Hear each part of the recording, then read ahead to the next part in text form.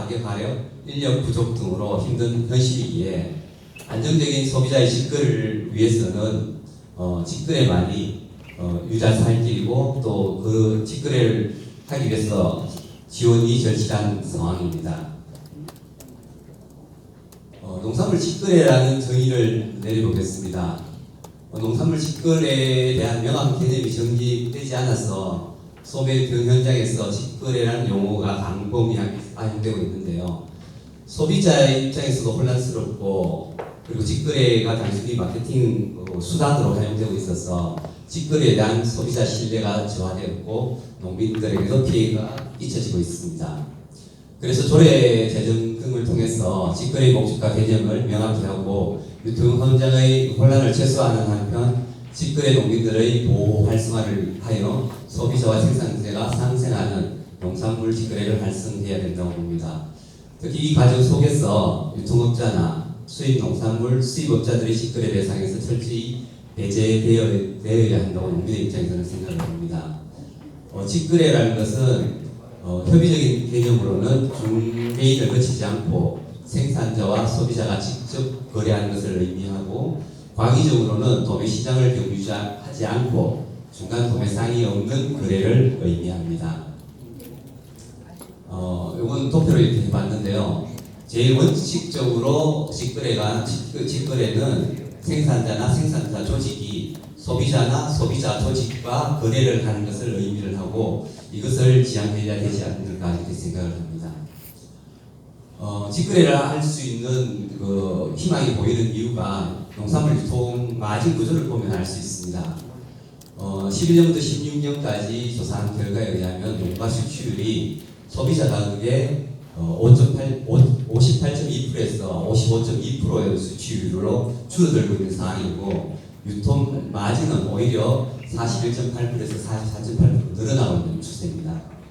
그 구성별로 상세 내용을 보면은 실질적으로 유통 비용이 30.8%, 실제 중간 도매상들의 이유는 12.5%에서 14%에 그치지 않고 있습니다. 단계별로 보자면 출하 때 8.8%, 도매 과정에서 13.4%, 소매에서 22.6%의 유통 마진이 발생하고 있습니다. 고랭지 배추의 유통 마진이 한 70% 정도로 실제 농가 수치율은 소비자 가격 3분의 1밖에 못하고요. 제가 이렇게 시내에 나오면서 마트에 한번 들려봤습니다. 양파가 실제 지금 현장에서는 20kg에 5만원에 5천에서 6천원 정도 지금 거래가 되고 있는데요. 마트에 1.5kg 가격을 한번 봤더니만은 3,980원 하더라고요. 그래서 거의 10배 이상 유통 마진이 발생해서 소비자에게 넘어가는 그런 현실입니다. 그래서 유통 마진을 높이시는 선생수가 직거래 품목으로 가장 적합하다고 보고 있고요. 농산물은 특성상 유통 마진이 많이 발생할 수밖에 없기 때문에 그 유통 단계를 줄인다면은 유통 마진을 소비자와 생산자가 나눠 가질 수 있는 상생할 수 있는 길이 열린다고 생각을 합니다. 농산물 직거래 지원 방안에 대해서 말씀을 드리겠습니다. 직거래에 대한 체감도 조사를 해봤더니만요, 생산자는 75.2%가, 소비자는 88.1%가 직거래 정책이 소비자와 생산자에게 모두 도움이 된다고 이렇게 생각을 했고요. 소비자는 직거래가 왜 좋은지 물어봤더니만 생산자 얼굴을 알 수 있어서 믿을 수 있다 94%, 신선한 농산물을 구입할 수 있다 94%, 의외로 저렴한 가격이 구입할 수 있다는 60% 정도의 비율로 좋다는 생각을 하고 있더라고요. 생산자는 농업 소득이 불안정하고 부족한 상황에서 수고롭지만 팔로 걱정 없이 직장인들의 월급과 같은 안정적인 소득이 보장되고 유통 마진을 소득으로 환원할 수 있기에 소비자들보다는 오히려 생산자들이 직거래를 더 원하고 있습니다. 이를 위해서 다양한 직거래 플랫폼을 구축하고 교육과 지원을 통해 활성화해야 할 것입니다. 몇 가지 구체적인 예를 들어보겠습니다. 로컬푸드 직매장 활성화는 여러 전문가가 말씀하셨기 때문에 건너뛰도록 하겠습니다. 저는 정보화 농업을 하다 보니까 온라인 판매 활성화에 관심이 많습니다. 2018년도 소비자 트렌드 빅데이터 분석에 따르면 지난 8년 동안 온라인 농산물 구매액은 354% 치솟은 반면에 오프라인 구매액은 6%밖에 증가하지 않았습니다.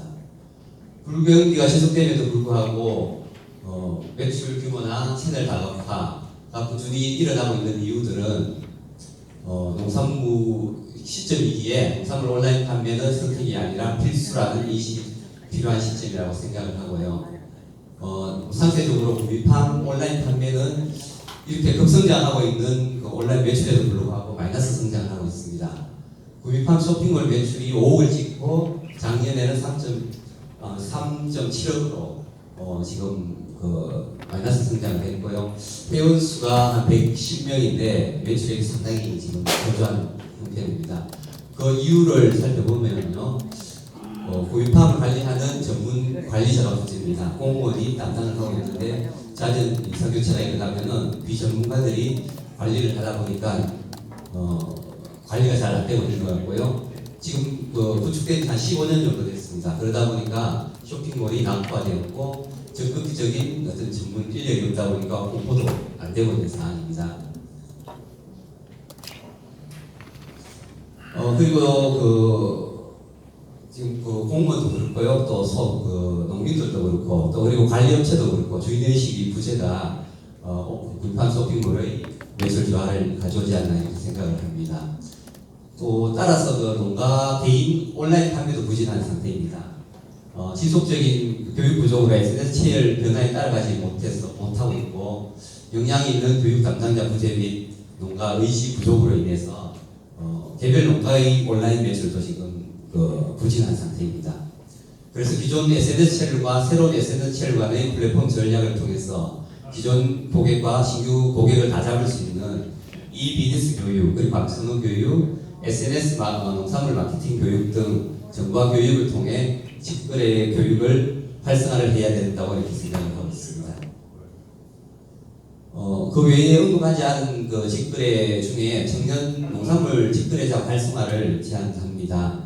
청년 창업자들에게 로컬푸드 직매장에서 구미 농산물을 일괄 공급받아서 카페나 음식점 그리고 체험, 제과점 등 부대 시술 관계 운영한다면은 도농이 상생할 수 있는 어떤 공간을 활용할 수 있을 것 같습니다. 그리고 네 번째로 SNS 농산물 직거래방 활성화를 제안합니다. 구미시 관내 농부들을 조합원으로 하고 대도시 소비자들을 회원으로 모집하여 운영자가 판매할 조합원의 상품 정보와 주문 링크를 도시 소비자들 회원에게 문자나 카톡 밴드를 통해 공지하면 주문 링크를 통해서 소비자 회원이 주문을 하고 대금을 결제하는 시스템입니다. 이를 집계한 운영자는 택배사 프로그램에 주문 내역을 올리고 농부조합원에게 주문량을 통보합니다. 그러면 다음날 송장을 가지고 도착한 택배 기사에게 미리 받아놓은 미리 준비한 포장 상물을 송장을 거쳐 소비자 회원에게 배송하는 시스템입니다. 쇼핑몰보다 더욱더 적극적인 마케팅이 가능하고 대응이 빠르고 이용이 편해서 생산자와 소비자가 만족한다고 봅니다. 그리고 농민장터 활성화입니다. 요거는 지금 현재 구미에서 지금 가장 왕성하게 지금 운영되고 있는 부분들인데요. 부족한 부분들은 비가림 시설 지원이라든가 그리고 카드 결제 시스템 그리고 추가 개설들이 필요한 그런 상황입니다. 그 외에 또 노변 직판용 활성화나 차량 직거래 장터를 통해서 소비자와의 직거래를 더 활성화할 필요가 있다고 이렇게 보고 있습니다. 결론적으로는 가족농을 살리고 도농이 상생하는 먹거리 공급을 위해 오늘처럼 소비자와 생산자 그리고 관계자들이 머리를 맞대고 해답을 찾고 이를 실행으로 옮기는 것이 가장 중요하다고 이렇게 봅니다. 농산물은 유통마진이 크고 구미는 특히 IT사들이 발달한 42만의 도농복합도시기에 시장님의 강력한 직거래 의지와 실천만 있다면 다양한 직거래 플랫폼의 거점이 될 수 있는 로컬푸드 직매장과 가공종합센터 그리고 연중 농산물 생산시설을 갖추고 농민과 도시민이 만날 수 있는 다양한 직거래장을 통한 도농상생의 이른 꽃길이 될 것이라고 봅니다. 이번 토론을 통해서 도농복합도시 구미의 특성에 맞는 푸드플랜을 구축하고 구미에서 생산된 신선하고 안전한 농산물을 구미에서 전량 소비할 수 있는 도농상생의 길이 하루빨리 열리길 기대합니다. 감사합니다.